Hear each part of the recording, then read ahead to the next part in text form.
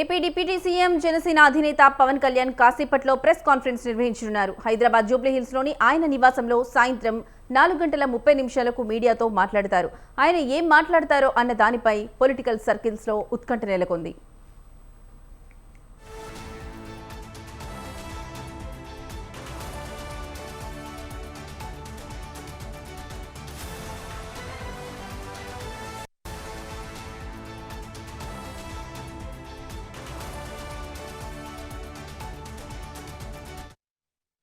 పవన్ కళ్యాణ్ ఇంటి వద్దకు పార్టీ కార్యకర్తలు, అభిమానులు పెద్ద సంఖ్యలో తరలివస్తున్నారు. దాంతో ఆయన ఇంటి వద్ద కోలాహలం నెలకొంది.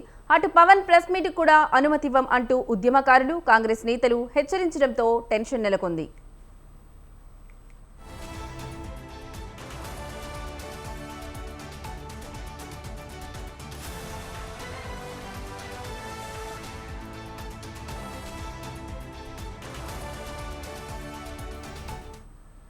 ఇక తెలంగాణ నవనిర్మాణ సంకల్ప సభకు తెలంగాణ హైకోర్టు అనుమతి నిరాకరించిన విషయం విదితమే. అలాగే అటు గచ్చిబౌలిలో జనసేన సభకు పోలీసులు పర్మిషన్ ఇవ్వలేదు. సభకు అనుమతించడం లేదంటూ నోటీసులు జారీ చేశారు. దాంతో ప్రెస్ మీట్ ఏర్పాటు చేస్తున్నట్లు పవన్ కళ్యాణ్ ఎక్స్ వేదికగా పోస్ట్ పెట్టారు.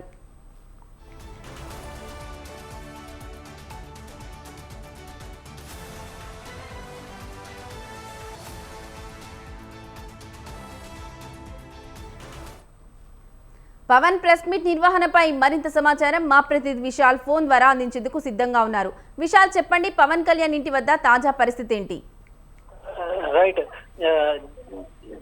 తెలంగాణ జనసేన ఈరోజు హైదరాబాద్ లో ఒక నవ నిర్మాణ సంకల్ప సభను ఏర్పాటు చేసుకున్నారు. అయితే పోలీస్ డిపార్ట్మెంట్, అదేవిధంగా హైకోర్టు సైతం దీనికి అనుమతి ఇవ్వకపోవడంతో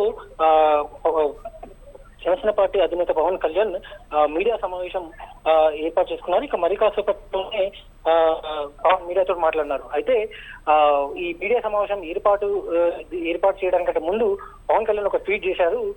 ముఖ్యంగా అంటే ఈ ప్రెస్ మీట్ కైనా తెలంగాణ పోలీస్ డిపార్ట్మెంట్ నుంచి అనుమతి వస్తుందా, అంటే నా ఇంట్లో నేను పెట్టుకున్న ప్రెస్ మీట్ కి రాష్ట్ర ప్రభుత్వం నుంచి, పోలీస్ డిపార్ట్మెంట్ నుంచి అనుమతి ఉంటుందా అని కూడా ఒక క్రిటిసైజ్ చేస్తూ పవన్ కళ్యాణ్ ట్వీట్ చేశారు. అంటే గత కొన్ని రోజులుగా అటు పవన్ కళ్యాణ్ కి, అదేవిధంగా తెలంగాణలో కొంత రాజకీయ పరిణామాలు కొంత ఉద్రిక్తుల వైపు మారుతున్నాయి. ముఖ్యంగా ఆంధ్ర తెలంగాణ అంటూ కూడా కొనసాగుతూ వచ్చాయి. అయితే ప్రొఫెసర్ నాగేశ్వరరావు, అదేవిధంగా పవన్ కళ్యాణ్ మధ్య కొంత వివాదం నెలకొన్న తర్వాత కొంత పరిణామాలు మారిపోయాయి. దీంతో ఈ రోజు ఒక సంకల్ప సభ పెట్టుకొని ఆ పార్టీని బలోపేతం చేయాలని జనసేన పార్టీ అధినాయకుడు భావించాడు. కానీ ప్రభుత్వం నుంచి కొంత వ్యతిరేక విమర్శలు రావడం, ఇప్పటికే కాంగ్రెస్ పార్టీ నుంచి పెద్ద ఎత్తున విమర్శలు చేశారు. అంటే కరెక్ట్ గా అవతరణ దినోత్సవం రోజు, అంటే రాష్ట్ర అవతరణ దినోత్సవం రోజే పవన్ కళ్యాణ్ ఇక్కడ ప్రెస్ మీట్ పెట్టడం అది ఇంతవరకు కరెక్ట్, అది కరెక్ట్ కాదు, ఇక్కడ ఉన్న వాతావరణం దెబ్బతీయడం అని కూడా కాంగ్రెస్ పార్టీ నాయకులు విమర్శలు చేస్తున్నారు. అయితే ఈ ప్రెస్ మీట్ లో మెరకాసేపట్లో ప్రారంభమయ్యే ఈ ప్రెస్ మీట్ లో ఏం మాట్లాడతారనేది కూడా కొంత ఆసక్తిగా మారింది.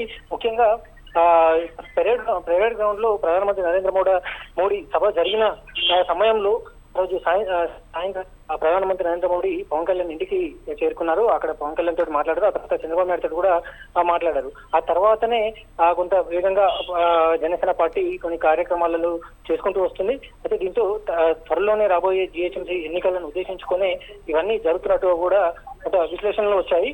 అయితే ప్రస్తుతం తెలంగాణలో జనసేన పార్టీని కొంత బలోపేతం చేయాలని భావిస్తున్న సమయంలో కొంత ఈ సభకి అనుమతి రాకపోవడం, అదేవిధంగా జనసేన నాయకులందరూ కూడా నిరాశలో ఉండడం అనేది కొంత వీళ్ళకి షాక్ ఇచ్చినట్టు కూడా మనకు తెలుస్తుంది.